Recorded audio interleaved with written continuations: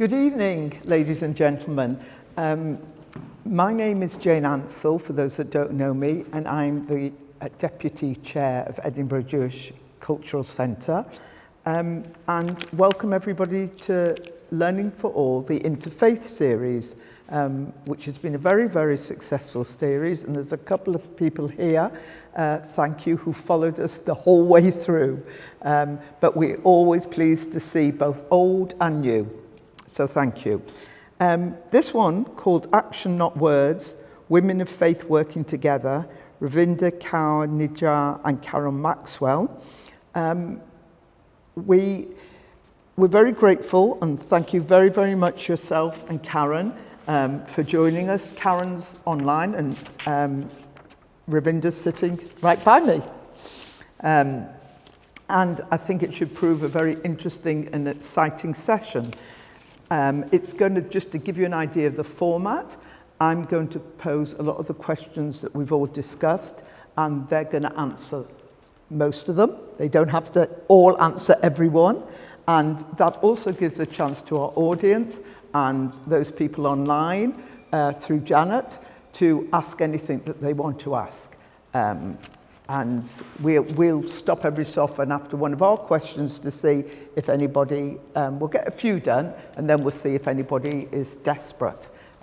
Maybe just, if you're here, just wave your hands, and if you're online, what chat, Janet? Just mention it in the chat. Okay, so everybody received pretty full biographies, for which I'm eternally grateful, because Ravinder and I were talking, and not only do I have a very condensed but very full biography here. She said that was only a little bit of what she could have written. So when both of them talk, they will inevitably tell you, and they'll also start off by telling you just a little bit about their backgrounds, so you know from sort of where they're coming when they're answering the questions. So just a little bit, Ravinder is the chair of Religions for Peace UK Women of Faith Network, and she's vice chair of Religions for Peace UK. You're the Sikh representative on the Scottish Religious Leaders Forum and the chair of Sikhs in Scotland Interreligious Dialogue Committee. I read that as irreligious, but it's definitely interreligious. Thank you. She's most definitely an interfaith activist, a consultant, and a very experienced educationalist. There's much more about her. She's founded many things, but for now, I'm just going to end on the thing that she's received numerous awards from Sikh and interfaith organisations, including the most recent one, which were Religions for Peace Lifetime Service Award for multi-religious peace building.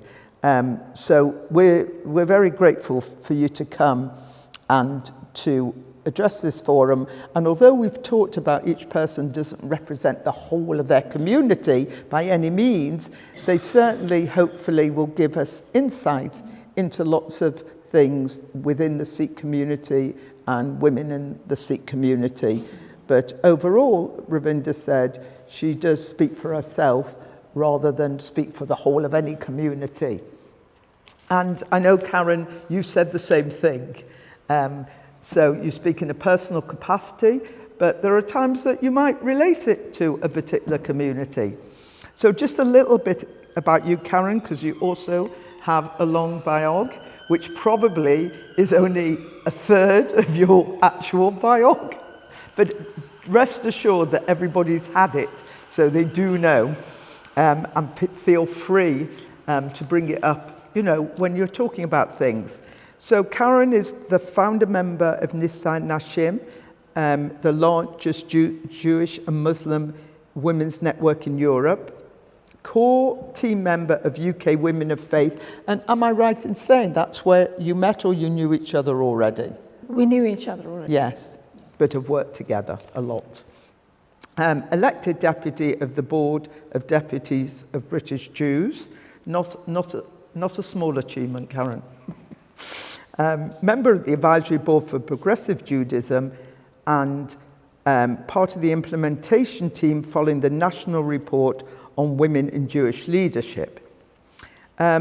So Karen, I'm just going to end on your last paragraph because I couldn't not include it. She said she grew up believing that anti-Semitism has been consigned to history. I think many of us share that that's what we hoped, Karen. Only to come to a realization in recent times that it has been concealed by a very thin veneer. Although her husband is not Jewish, they have chosen to raise their sons with a strong Jewish identity, and she believes this duality has helped them as a family to achieve the depth of understanding about the potential for sectarian violence. In your professional work, you work as a leadership development consultant and a coach. So please feel free, both of you, to highlight any part, because I think it's really helpful when you're talking about things to refer back sometimes to, how you've come about that. Okay, so I'm actually going to kick off. We had more questions just from the team itself than we could manage, and we certainly wouldn't have given you a chance if we would have used them all. So the sort of very basic one that I think everybody's wondering, which will include some of your biog. I'll start with Ravinder, but Karen, I must remember that you're there. I'm sure. Occasionally. I was going to say, I'm sure. So what inspired you towards interfaith work? It's one thing to work within one's own faith. It's another thing to work between faiths. Well, thank you very much for inviting me here to talk about, women of faith working together. But I will start off with the Sikh greeting, which is Waheguru Ji Ka Khalsa, Waheguru Ji Ki Fateh. And this Sikh greeting is a declaration of allegiance to the divine, and that all our successful efforts belong to God. Now, what inspired me? Well, that's quite easy, actually, because the founder of the Sikh religion, Guru Nanak, inspired me. So in the 15th century, Guru Nanak first raised the awareness and concept of interfaith relations and embedded the Sikh religion with practical applications. Now, through dialogue, Guru Nanak challenged the centuries-old rituals and practices and stressed that irrespective of your religion, that many different paths to one God are equally valid. The divine light is present in every human being and through the whole of creation. And he, in fact, he took two devout companions with him. One was a Muslim and the other was a Hindu.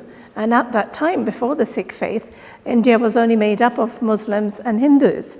So therefore, practically recognizing that, all human beings stem from the same divine light. And our scriptures, the Guru Granth Sahib Ji, has writings from Hindu and Muslim saints as well.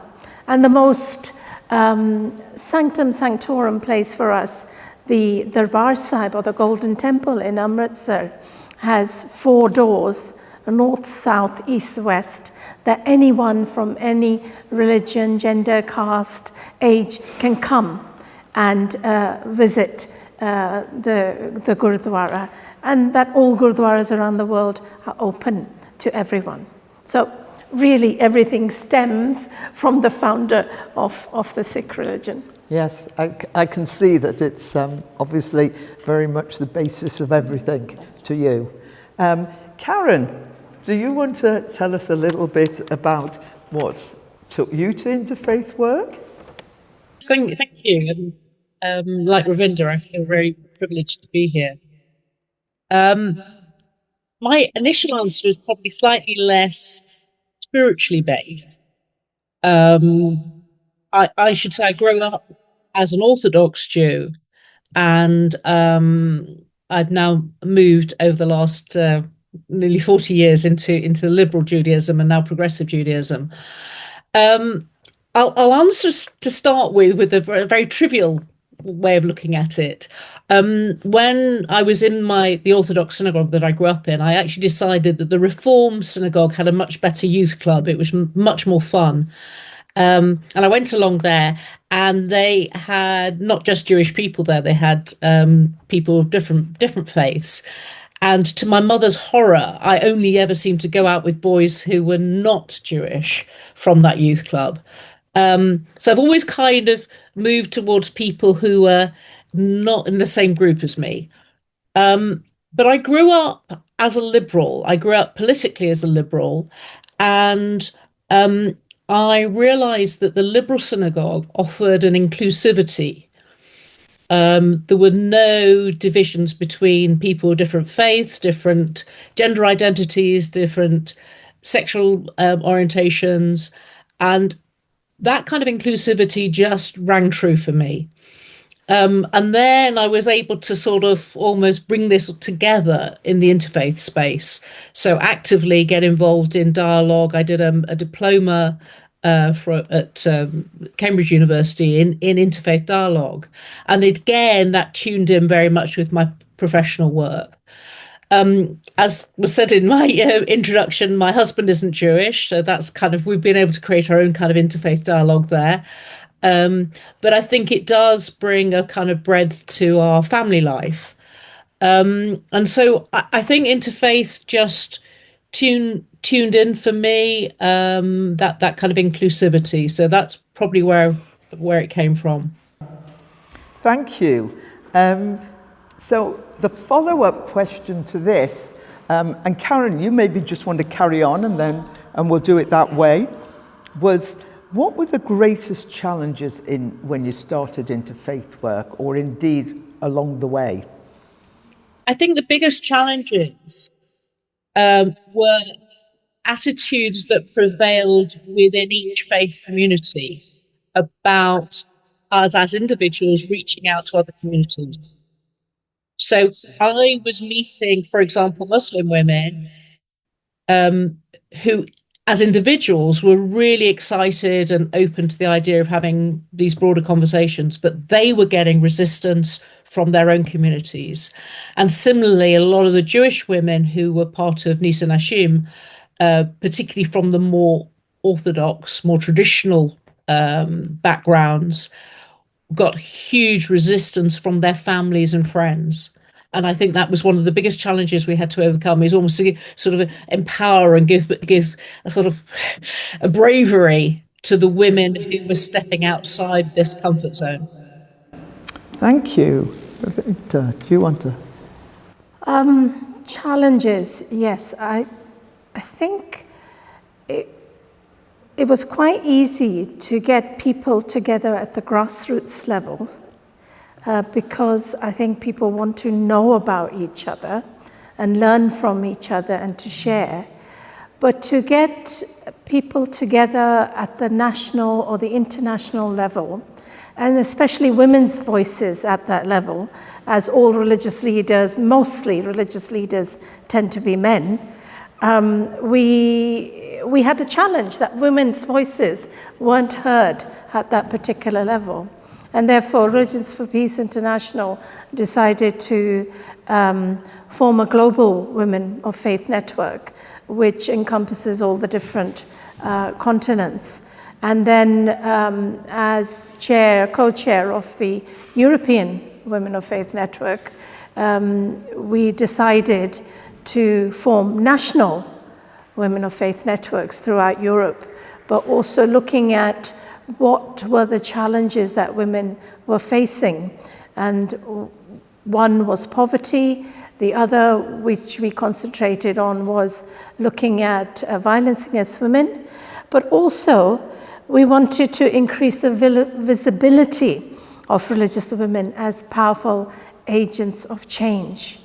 We wanted to create the visibility of women of faith as leaders, and we wanted to harness that and showcase the power that they had by working together. And allowing them to share their experiences and knowledge and their wisdom.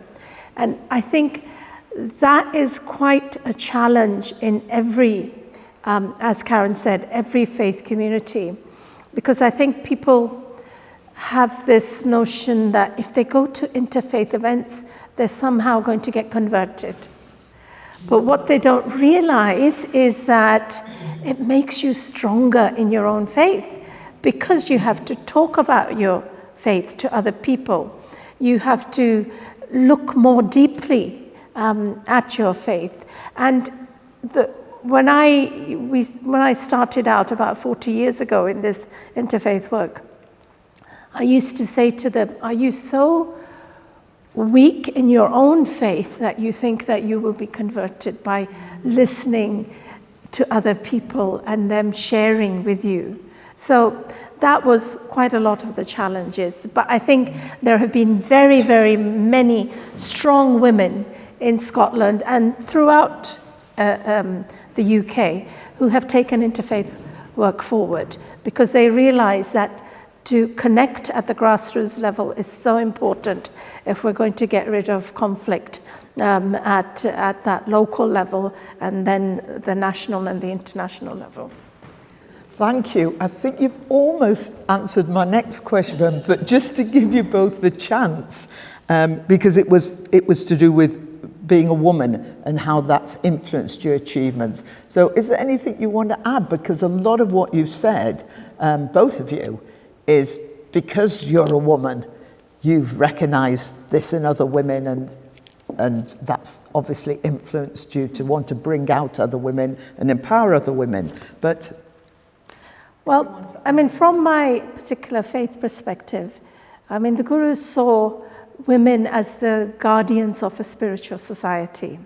500 years ago, Guru Nanak gave equality to women. I mean, if I can give a quote from the scriptures, which he said, "In a woman man is conceived, from a woman he is born. With a woman he is betrothed and married. With a woman he contracts friendship. If one dies, another one is sought for. Man's destiny is linked to woman. Why call her inferior who gives birth to humankind?" So that set the precedence when, 5 centuries ago, women everywhere throughout the world was considered, second-class citizens. They weren't able to be educated. They couldn't read and write, so they didn't know what was written about them in their scriptures. But the other thing that I'd like to say is that as a teacher, as a retired teacher who taught in the primary and secondary sector for over 32 years, I wanted to make a difference for young people coming up. What kind of world are we leaving them with? We need to ensure that we work together and we leave a peaceful world for our young children and our young adults. If we don't, then we have failed in coming to this earth and within our lifetime not achieving anything. We need to leave a legacy of peace and harmony before we leave this world.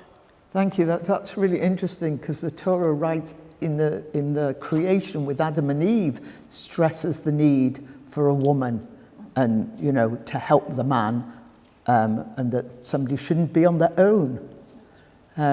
So Karen, I want to give you the chance to also answer that if you want to add to what you said. So how being a woman particularly influenced your achievements? Well, I think I'd just like to comment that I loved Ravinder's comments about needing to leave the world with a good legacy, or leaving the world a better place.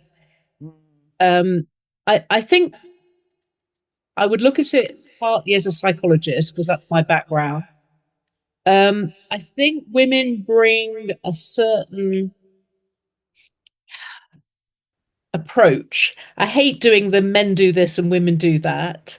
And for any Jewish people in the room, we all know that actually women are actually the in charge at home, with whatever part of the Jewish community you are. So we know that we silently rule.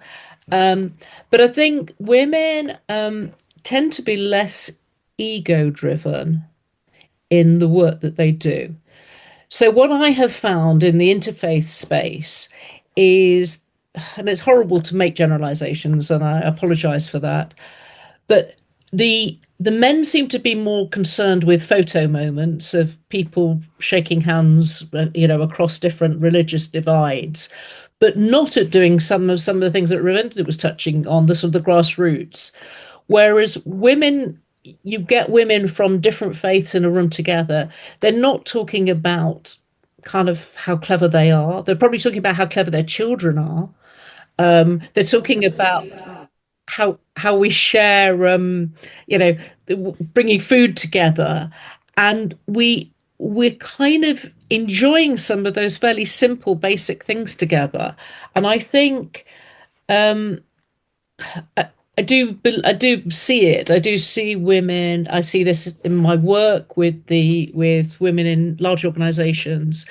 They seem to be more about how do I make a difference? How can I make things better, rather than how do I make sure my name gets put on the wall of the executive loos or whatever it is. I think there's also, I would just like to touch on something I was going to say sort of earlier, but I think it does apply. I feel now, particularly the last 2.5 years, being Jewish, my Jewish identity has become much more political than it's ever been. And it was really interesting. I met an incredibly inspiring woman, a Palestinian woman who lives in Ramallah, who runs all sorts of businesses and is trying to develop, a future for the Palestinian people. And it was the first time she'd come to England, and we were talking to her about the impact that the war has been having on the Jewish community and the Muslim community here. And she said, "Why is this a Jewish-Muslim thing? It's political." And it was such a strong comment. And she was sort of like, she was just kind of, we just need to, it is political, so we need to work on this as a political, economic issue. And she had all sorts of ideas about that. It wasn't about religion for her. And I just thought her kind of clear-sightedness, it was so inspirational to meet her. But I mean, I think it's sad as well. I think the political, and, we can have another discussion about how women manage politics differently to men. I'm not sure. That's a whole other debate. But I do think women kind of want to get on with stuff, whereas the men I feel like men tend to want more recognition for it. Yeah, can I just add to that? Yes, I think if you're a woman, no matter what religion or what culture you come from, you're going to face the same sort of challenges, right? It doesn't matter where you are in the world. You face the challenge of, can you get the education that you need? Or is there violence being perpetrated against you? Is there a gender pay gap? What kind of, have you got a roof over your head? What am I going to do about fees for my children being educated? So you all have the same problems and challenges, but you will sit together. You can share those challenges, but you can also share the wisdom that you have with each other. Well, I did this, and I was able to help in this way. So you're able to, bounce ideas off each other and try and work out a concrete solution to a challenge that you have. And that we found, during COVID, the coordinating the UK Women of Faith Network, we just went online and we spoke to each other. We had Zoom meetings asking, how are you coping? How are you trying to get a peace of mind? What does your religion say? Or how do you yourself? So we looked at, keeping a positive mind, and we were able to share that online, and we were able to share lots and lots of other things as well. So I think the sharing is extremely important, and we do that a lot. I don't know whether the men tend to share or not, but we do. over a cup of tea. Yeah, it's so interesting because Janet and I talked about soon at the end of COVID, or even during COVID, running sessions about, we didn't sadly, about different religions and how they coped with things. Very, very much like you say. Very, very interesting. I want to, if I can pick you up on, you were saying that a lot of people don't know their scriptures. And they don't, so I want to ask you how, if from the Torah, from the Bible, there are women figures that inspire you, because we have such a variety, you know, from someone like Deborah, who could be, you know, an academic these days, a warrior, and everything else. So I'm interested in both yours and then Karen's thoughts of the particular women that from the Bible that inspire your work. Well, actually, we did a project for over a year called Gender Equality Empowerment for All, which is a dialogue to action toolkit. And one of the first things we did was to look at the scriptures of the world religions and what they said about the status and honor of women. And we have an exhibition which can be downloaded from this particular resource. It goes, because in the olden days, obviously women couldn't read and write, and they had to rely on men to interpret their scriptures, so they weren't able to find out what the scriptures actually said. So this was a starting point for, we thought, for women to know about others, and not just from their own religious perspective, but from what other scriptures, religious scriptures say.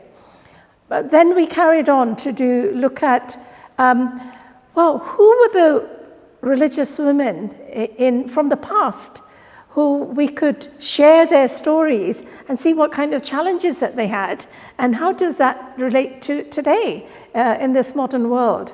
So we had a series looking at women in religious scriptures, and the link is on there if you go to the Religions for Peace website as well. But we also wanted to highlight who are the women now who are inspirational. So we decided to do a series of that as well. So, and that by working together in that way, we were, as your title said, actions and not words. So all of our projects and things are all about action and not just words. You need the words to look back on, but you need the action in order to form the trust and the friendships and to ensure that you live in a space which is peaceful and just and harmonious. Thank you, thank you. Karen, are there any particular women in the Torah, in the Bible, that have inspired your work? I'd love to say that I'm as well informed as Ravinder on my scriptures. I'm not, because of course I grew up in the Orthodox synagogue and the women were not mentioned. So yes, more recently, probably I would look to some of the more recent figures who I found inspirational. So people like Lily Montagu, who was one of the key founders of Progressive Judaism, effectively. And at the time we're talking about, she was born in the 1870s. So the early part of the last century, it was, prior to women's suffrage and so on. She was quite radical and very, very influential. And I think you asked the question about, do women bring something? She definitely brought something to the progressive movement in terms of getting it recognized and the whole point of inclusivity and equality for women. So probably more modern figures rather than maybe Torah. I'm gonna have to go and research this now. I mean, just to follow up on that, there's been lots of Sikh women from history. I mean, Guru Nanak's older sister was the first one who recognized the divine light in him.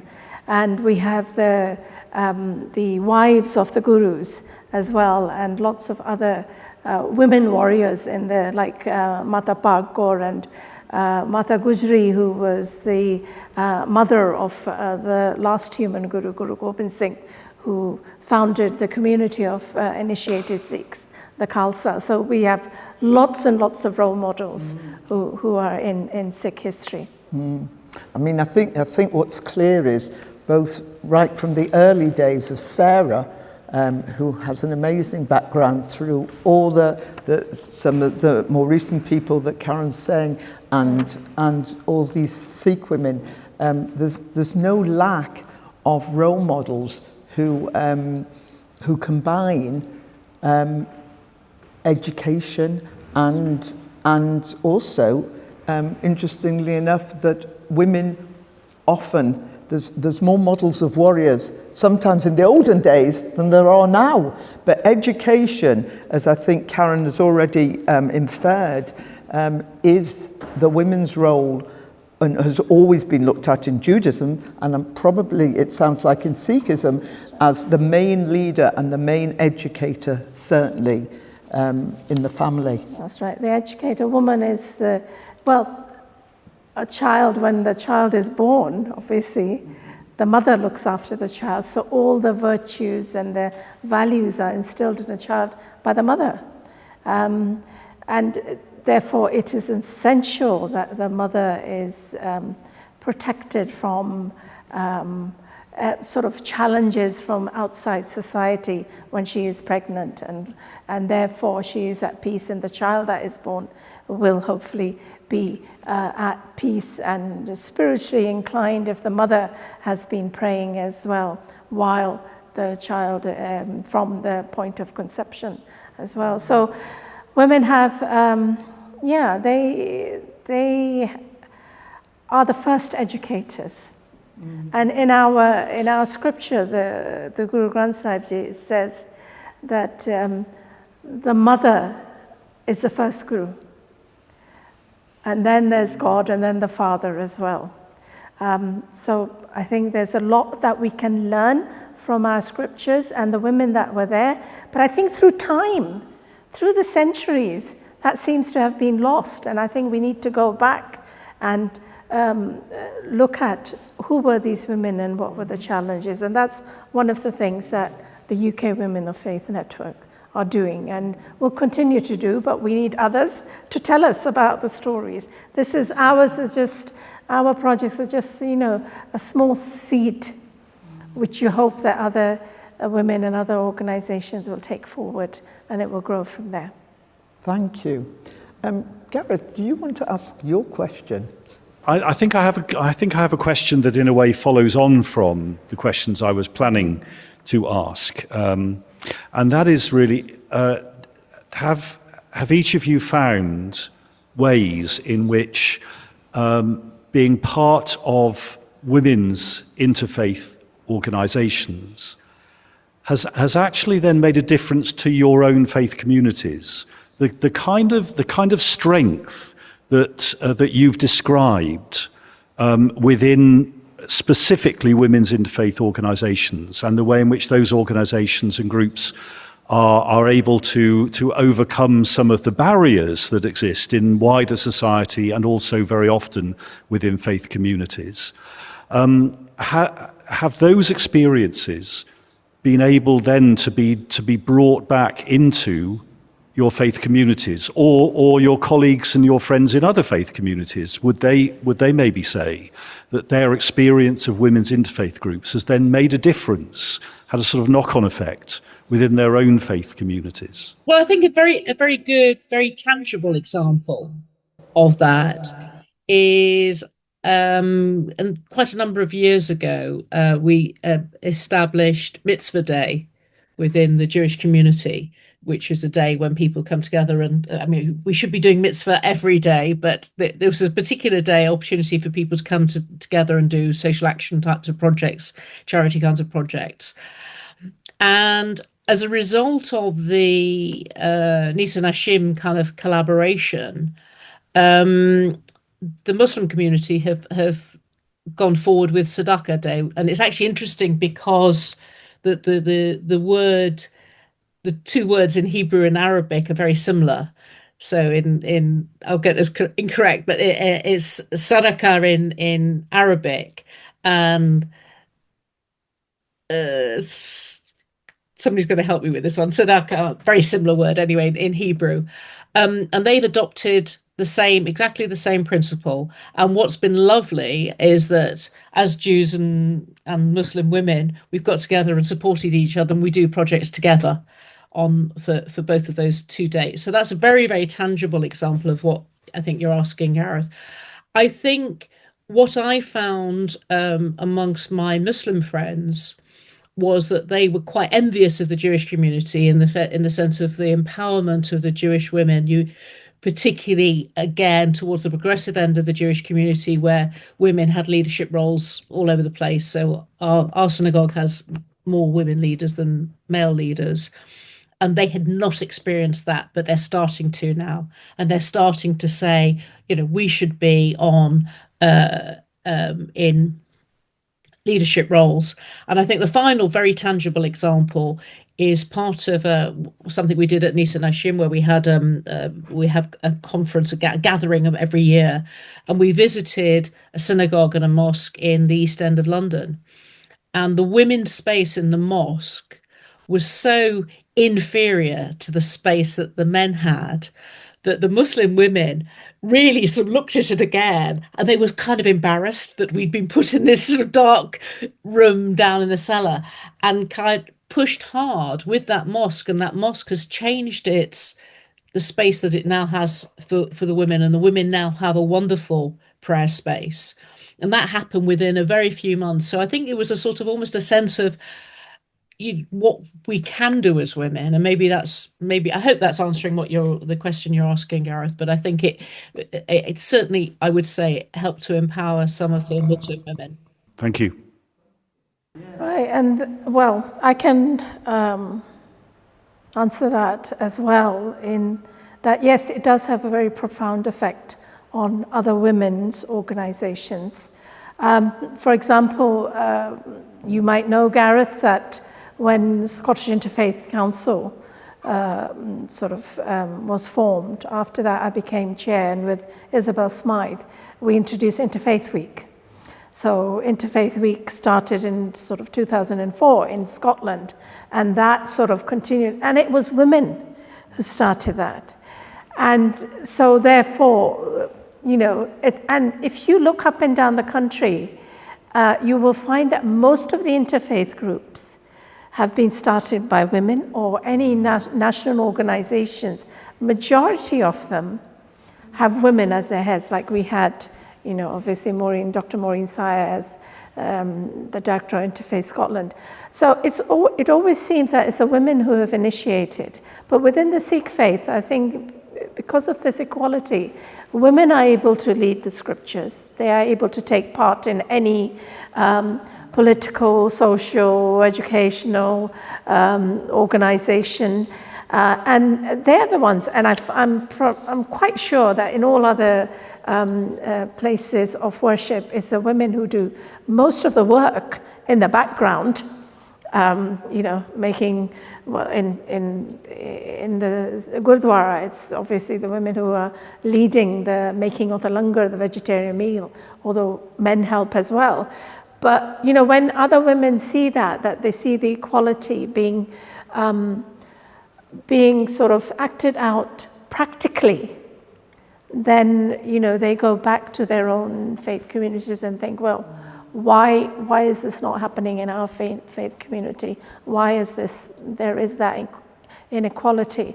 So I think by learning from the practices of other women from their religious perspective, then they are able to challenge any inequalities within their own faith communities. Yes, thank you both. Yeah, very, very helpful answers. Thank you.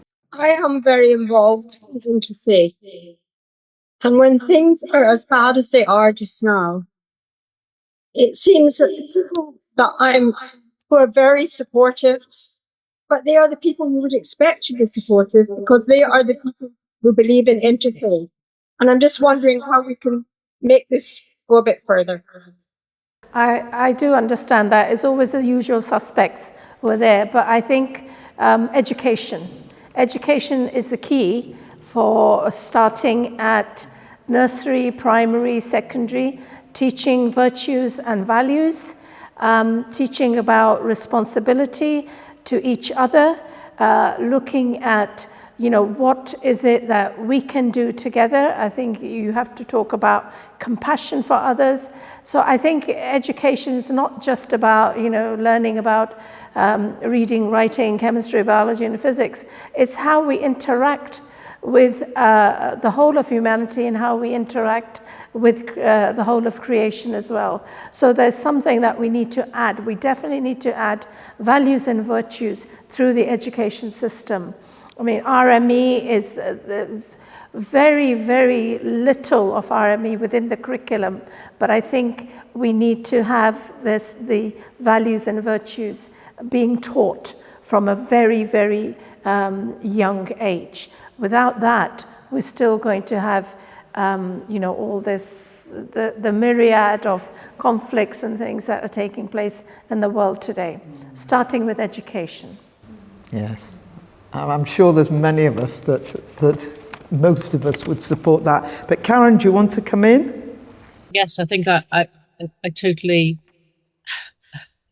identify with what Sandra was saying. It's been incredibly difficult. Looking at it very close to home, Nisa Nashim, the groups that we'd established, we had about 30 groups until 2.5 years ago, and most of those have fractured. It's incredibly difficult. And it's not just the Jewish Muslim communities that are experiencing this. It's almost been used as an excuse for conflict. I think it's kind of doing what we can do. So we're hosting an iftar at our synagogue in a few weeks' time.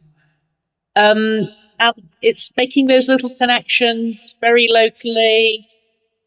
I think behind the scenes, there's a lot more positive cooperation, belief and support going on than maybe the press pick up on. It doesn't make exciting headlines when you see people being nice to each other. But I'd say just try and do little things and reaching out. And if you speak to 5 people, I'll be very happy at the iftar if only, 5 people from our 2 local mosques turn up. I'd be delighted. Thank you, Karen, and thank you for your question. Thank you very much. I think there's one more come in. Am I right? As said, from a Jewish and Christian perspective, Naomi and Ruth are good examples of 2 good women who worked side by side, yet of different culture, Hebrew and Moabite. Absolutely, particularly because one was Hebrew and one was Moabite, and it wasn't exactly as though the tribes were the best of friends, and I think the women showed an incredible example with their friendship. Yes, we have the story of Ruth in our Women in Religious Scriptures webinars series. But I'd just like to add that, people nowadays are more open to dialogue and learning about each other. Because as I said, education is paramount. These children are going to go out into the world and they're going to come across people from other religions and cultures. And so we need to make sure that we teach about others, that they are human beings, no matter what path that they have taken. But I think we've also moved away from the notion, and this is due to world religious leaders coming out, that there are many valid paths to God and not just one. I think that is shifting now, so that makes it a little bit easier that there are other philosophies as to how to obtain inner peace and human flourishing. Nowadays, as we're doing today, we're able to connect with digital platforms quite easily. So we're able to, Karen's sitting somewhere else in the UK, way, way away from Edinburgh, and we're able to do that. So, and it's much easier to visit each other's places of worship because we have these interfaith walks, peace walks, and all over places. We invite our Sikhs We have a religious procession at Vaisakhi, which is the festival where commemorating the first initiation ceremony in 1699. So we invite others as well, so they come and see what is happening within the Gurdwara, the Sikh place of worship, learning about each other. So yeah, it's slightly easier. We're more open, but we've got a long, long way to go. I think we've all, it's, as we always learn on the creation story, we're all partners in creation, and that's an ongoing thing, both in a daily, not just a historical sense. Just to go on from that, we've time for maybe 2 more questions. I have 2, but if anybody else comes in, that's all right. Just before I do that, I don't want to monopolise, so is there, Janet? I just wanted to ask how, if someone wants to get involved in the Women of Faith Network, how they go about doing it. We have a page. You go to rfp.org UK, and you'll be able to put your details in and sign in, and then you can get. Thank you, Janet. It's very helpful. This is sort of my own question, which is, in both faiths, Sikhism and Judaism, the belief there's a deep belief in the soul. I mean, I can say definitely for Judaism, but I expect you to correct me if I've got it wrong for Sikhism. And I'm just interested whether, with yourself or Karen, this concept is significant, like your spiritual approach, this influences. Just hear a little bit about that, if you would. And each one doesn't have to answer the questions, but certainly I'd like to know about Sikhism as I don't know about the soul of Sikhism. Well, in the Sikh religion, we have a look at, well, where do we come from? What is our purpose here? And where are we going? So where have we come from? Our scriptures say that we come from God. The spark, the divine spark, the soul is from God. And our purpose in life is to ensure that we pray and we serve humanity. And this is our opportunity as a human being to become one with God again. So the soul reunites with God. And the whole purpose of our life is to serve creation and God. And that's our journey. The soul has become detached, and we need to reattach to God. That's really interesting, because in Judaism, our soul is here, but in fact on passing, I use passing rather than death, because it's passing to a different part of life. The soul actually can then fulfill much more of its potential. So it's not a million miles different. No, and it might be interesting for everyone to hear that in our scriptures it says that we go through 8.4 million life forms before we get the human form. And the human form is the opportunity for us to become immersed with God. It's incredibly interesting. Karen, I don't know if you want to comment on it. You clearly have a spiritual approach, as you know, and you know, it'd be interesting to hear whether that features significantly in your very, very active intervention in interfaith. The lovely, thought-provoking question.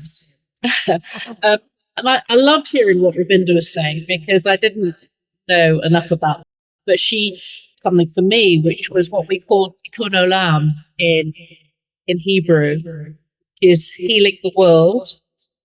And I don't know if that's quite connected to the soul, but it is kind of for me. I think that's the sort of driving force for me.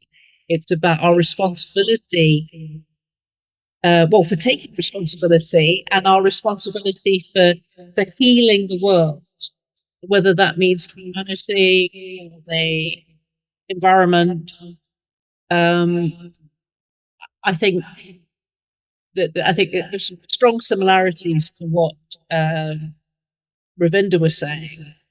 So I don't know if that's a conventional view of the soul in Judaism, but one of the things I love about liberal Judaism is you're allowed a bit of license to interpret it your own way. Like we said, you aren't even representing the whole of liberal Judaism, but it's very interesting to hear from somebody who's been so active in this work, just to hear your thoughts on it. My last question, you've almost answered, I think. So my last question was, do you both have a spiritual message to leave us with? And you certainly talked about tikkun olam, mending the world, but can I give you the floor again, Karen, and then I'll end with Ravinder just to see if you want to add to that. But I know your last one was very much a message to people. Well, I think for me it goes back to something that Ravinder said early on in the discussion tonight. It's about leaving the place in better shape. And so I think that is about taking responsibility. It's about recognizing, there are some things we can't do anything about, but there are a lot of things we can take responsibility for. And I think thinking about those slightly more deeply, as Ravinder said, as women, we're often preoccupied with how am I going to get dinner on the table, but we also need to ensure that our children, you talk about education, Ravinder, that our children are enabled to make a bigger contribution. And that's probably my message. Thank you, Karen. Give Ravinder the floor. Well, we have a sacred responsibility towards all, towards one's families, neighbors, all of humanity, all living beings, Mother Earth and all of creation. And my Sikh scripture informs me that God established this planet as a dharamsal, a sacred place of worship, where mortals have been sent to practice spirituality, uphold righteousness, justice, and protect humanity. So we all need to become agents of peace by first developing inner peace.